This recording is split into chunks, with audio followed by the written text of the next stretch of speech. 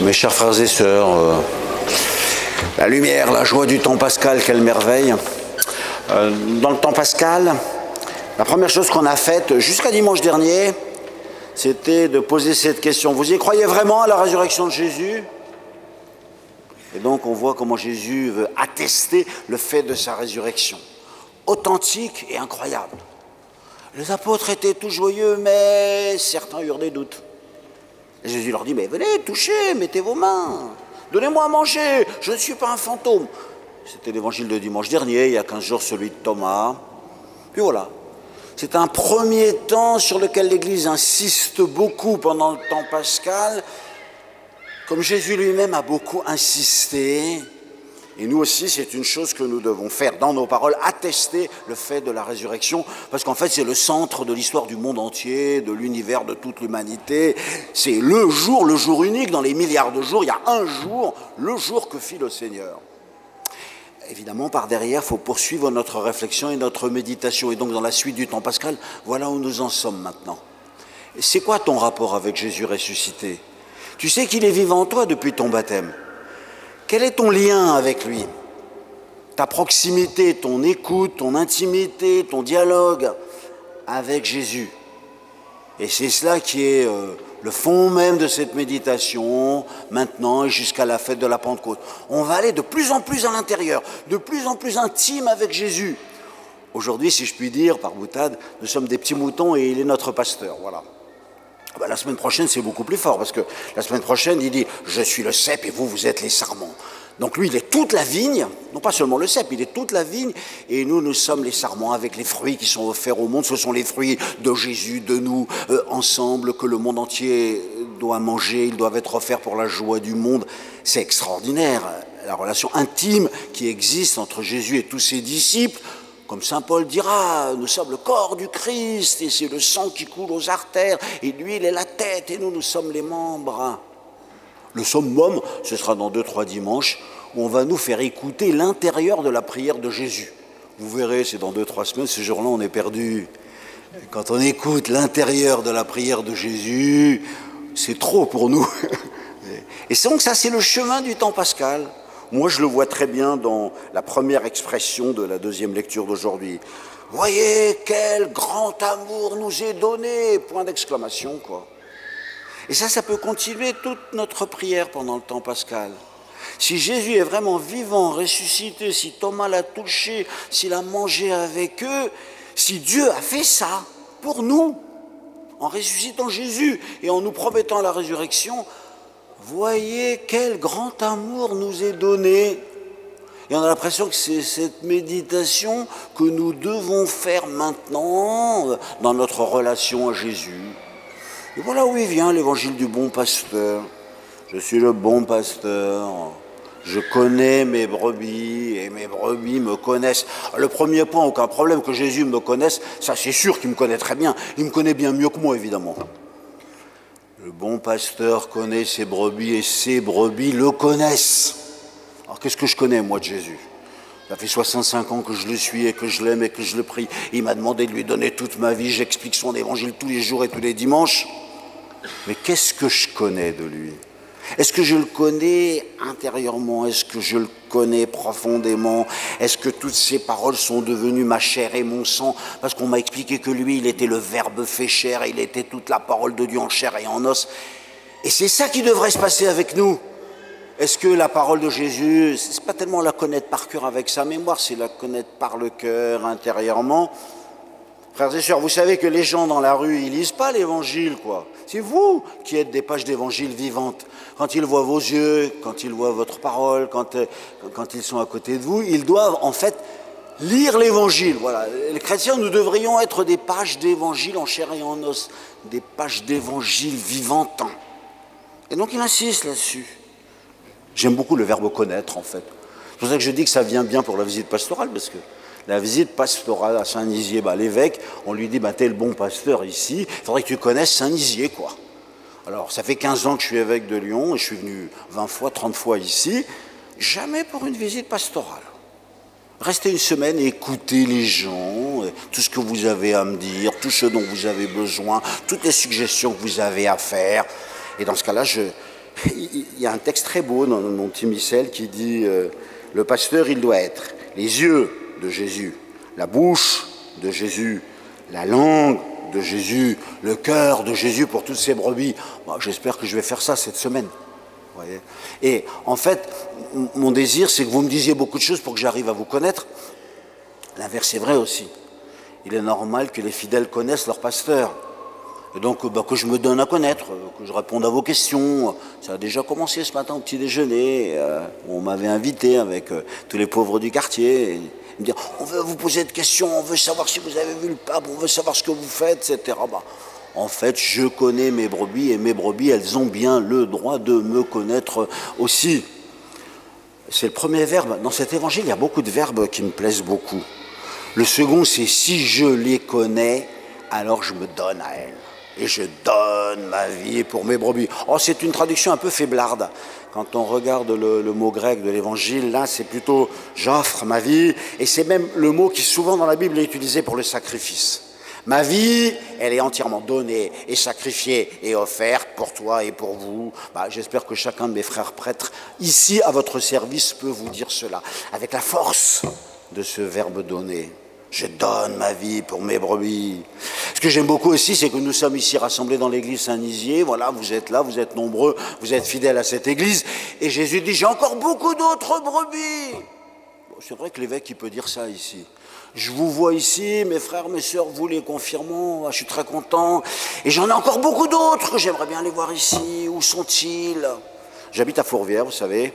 Et le soir, de la fenêtre de ma chambre, j'ai une très jolie vue sur toute la ville de Lyon. Et je dis mon chapelet pour les Lyonnais.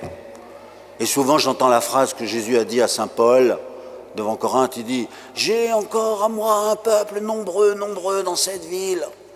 Qu'est-ce qu'on peut faire pour qu'ils trouvent le lien entre eux et leur sauveur et Jésus, la lumière du monde ?» C'est votre dynamisme missionnaire, c'est votre souci, à vous aussi. Et ainsi, on est envoyé vers un don qui est une offrande et qui est en fait l'unité véritable de l'Église. Voilà la foi, un seul troupeau et un seul pasteur. Voilà la lumière que j'ai envie de leur dire. Est-ce que vous savez à quel point le Père vous aime? Quand Jésus dit voilà pourquoi le Père m'aime. Et donc tout ce pouvoir qui est venu, pouvoir c'est un mot ambigu parfois. J'ai le pouvoir de donner ma vie et j'ai le pouvoir de la recevoir et de la reprendre et de la redonner de nouveau. Oui, en fait, c'est cette espèce de puissance de Dieu qui est capable de donner toujours partout et dans le monde entier à chacun de ses enfants ce dont il a besoin, si les portes sont ouvertes, si les chemins de la charité lui sont ouverts. Bref, le deuxième point dans lequel nous sommes maintenant dans ce long moment, cette longue cinquantaine du temps pascal, c'est de voir ce fleuve d'amour et de miséricorde qui tombe sur le monde, qui vient de Dieu à travers la personne de Jésus ressuscité, nous faire comprendre à quel point nous sommes aimés. Frères et sœurs, voyez à quel point il est grand, l'amour de Dieu pour nous. Et le troisième temps de la réflexion pendant le temps de Pâques, c'est notre première lecture. Pendant le temps pascal, les jours de semaine et le dimanche, on lit toujours les Actes des Apôtres. Ah voilà, du début jusqu'à la fin. On fait la lecture quasiment complète de ce livre des Actes des Apôtres. Pourquoi? Ça c'est pour vous les confirmés d'aujourd'hui. Voilà. En fait, Jésus vous dit, c'est la phrase que je vous ai demandé d'apprendre par cœur, donc vous la savez certainement, vous allez recevoir une force. Attention frères et sœurs, c'est la dernière phrase de Jésus. La dernière phrase de Jésus sur terre. Franchement, tout le monde devrait la savoir par cœur, vous êtes d'accord avec moi? Vous allez recevoir une force, celle du Saint-Esprit, qui viendra sur vous, et alors vous serez mes témoins. Ici à Jérusalem, en Samarie, jusqu'aux extrémités de la terre. En fait, ils l'ont obéi, ils sont partis. Et c'était dangereux quand même de traverser la Méditerranée, d'arriver en Gaule, d'arriver à Lyon, on les a persécutés, martyrisés, les martyrs de Lyon. Oui, c'était pas une situation confortable d'être témoin de Jésus. Ce ne sera jamais une situation confortable, voilà. Et ceux qui veulent être témoins du Christ, ils savent qu'ils vont encourir des difficultés, des obstacles, des moqueries, des railleries. Tout le monde ici en a plus ou moins l'expérience. Au début des Actes des Apôtres, celui qui parle tout le temps, c'est Saint Pierre.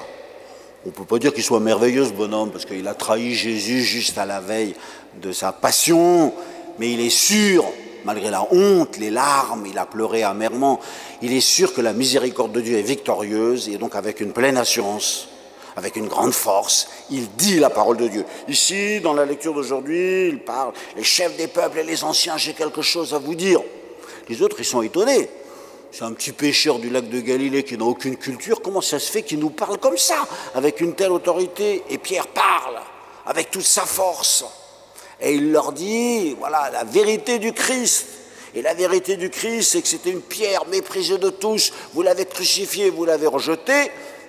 Mais Dieu l'a choisi pour être la pierre angulaire. Voilà. Et donc maintenant, vous aurez ici dans le Christ le sauveur du monde.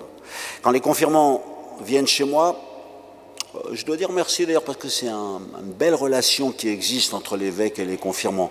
Ils m'écrivent une lettre. Après, je réponds à chacun. J'espère que tout le monde a reçu ma réponse. Et puis après, ils viennent me voir. Et puis comme ça, avant cette célébration, il y a eu un vrai contact entre nous tous. Alors je leur pose une question à laquelle peut-être certains d'entre vous ne sauraient pas répondre d'ailleurs. Pourquoi est-ce qu'il faut que ce soit l'évêque qui vienne vous confirmer? Il y en a qui dit parce que c'est un sacrement très important. Ton mariage aussi, c'est très important. Et pour ça, tu te marieras, c'est un prêtre de ta paroisse. Quand tu vas te confesser, quand tu reçois la première communion, un prêtre de ta paroisse, un diacre de ta paroisse va célébrer ce baptême. Pourquoi est-ce qu'il faut que ce soit l'évêque qui vienne te confirmer ici dans ton église? C'est une question assez importante finalement. C'est-à-dire que ce jour-là, on te dit, mon cher ami, tu n'es pas seulement un membre de la paroisse Saint-Nizier ou un membre du diocèse de Lyon ou un membre de l'Église catholique. J'ai besoin maintenant de toi comme un ouvrier, comme un constructeur. J'ai besoin de toi pour bâtir, pour construire l'Église. Ainsi, l'Église souhaite que chaque baptisé, au moins une fois dans sa vie, il ait eu un contact direct et personnel avec l'évêque, comme avec les fondations de cet édifice. Les évêques sont les successeurs des apôtres. Et les apôtres sont là comme les fondations de notre Église. Et au moment où toi tu vas construire, tu vas être un instrument de cette construction, alors je voudrais qu'une fois tu aies touché toi-même directement les fondations et celui qui est le successeur des apôtres ici dans ta ville de Lyon. Quel bonheur pour moi bien sûr de venir pour la confirmation. Ici, il y a une phrase assez étonnante de Saint Pierre. Celui-là, Saint Pierre, moi je l'aime bien dans sa beauté, sa médiocrité, sa force, son assurance, son audace. Il a quand même un jour été lamentable, vous savez bien. Et il a eu un choc considérable, c'est qu'un jour, on lui a dit « Mon cher Simon, désormais tu t'appelleras Pierre ». Vous, ça ne vous fait plus aucun effet, parce que vous connaissez plein de gens qui s'appellent Pierre, Jean-Pierre, Pierrette, etc. Enfin, si je me tournais vers quelqu'un, je dis « Mon cher André, désormais tu t'appelleras Caillou », ça vous ferait un choc, évidemment. Ouais. Et je pense qu'il faut voir le choc considérable que ça a représenté pour Pierre. Peut-être avez-vous remarqué ça. Dans le Nouveau Testament, Paul parle tout le temps de l'Église en disant l'Église c'est le champ de Dieu, l'Église c'est un édifice, l'Église c'est le corps du Christ, nous sommes tous ses membres, lui il est la tête et nous sommes les membres. Mais le seul qui dit que nous sommes des pierres, comme par hasard c'est Pierre. Et il dit, il y a Jésus, la pierre que vous avez rejetée, c'est la pierre angulaire, la pierre de fondation, c'est lui seul. Vous êtes des pierres vivantes.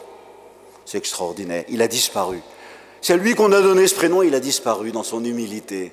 Il sait bien qu'il est indigne. Et il dit à tout le monde, vous tous, vous êtes des pierres vivantes. Eh bien, mes chers confirmants, aujourd'hui, c'est ça que j'ai envie de vous dire, de sa part. Nous sommes dans le temps de la résurrection. Saint Pierre le dit, Jésus, c'est la pierre angulaire. Il est devenu la pierre d'angle pour tous les bâtisseurs. Et vous, qu'est-ce que vous êtes? Eh bien, vous êtes, c'est Saint Pierre qui le dit, des pierres vivantes. Votre vie, c'est une pierre qui va être apportée à cet édifice. Alors, qu'est-ce que nous vous souhaitons aujourd'hui, tous les chrétiens qui sont ici rassemblés pour cette confirmation? Eh bien, nous vous souhaitons d'être des pierres très vivantes, des vrais témoins vivants de Jésus, et d'être toujours disponibles dans ses mains, à lui. Ce n'est pas nous qui construisons l'Église, c'est lui qui construit son Église. Tu es Pierre, sur cette pierre, je bâtirai mon Église. Et nous nous voilà comme des petites pierres vivantes, et nous disons à Jésus, je me remets entre tes mains. Tu me gardes toujours entre tes mains, des fois que moi je m'échappe, ça peut m'arriver aussi. Tu me gardes toujours entre tes mains, et je veux, selon ta volonté, que tu te serves de moi pour construire aujourd'hui et demain ton Église. Voilà mon vœu pour vous, les 17 confirmés d'aujourd'hui. Que vous soyez des pierres vivantes, et que toujours, tout au long de votre vie, vous soyez disponible entre les mains de Jésus pour qu'il construise, qu'il continue de bâtir son Église.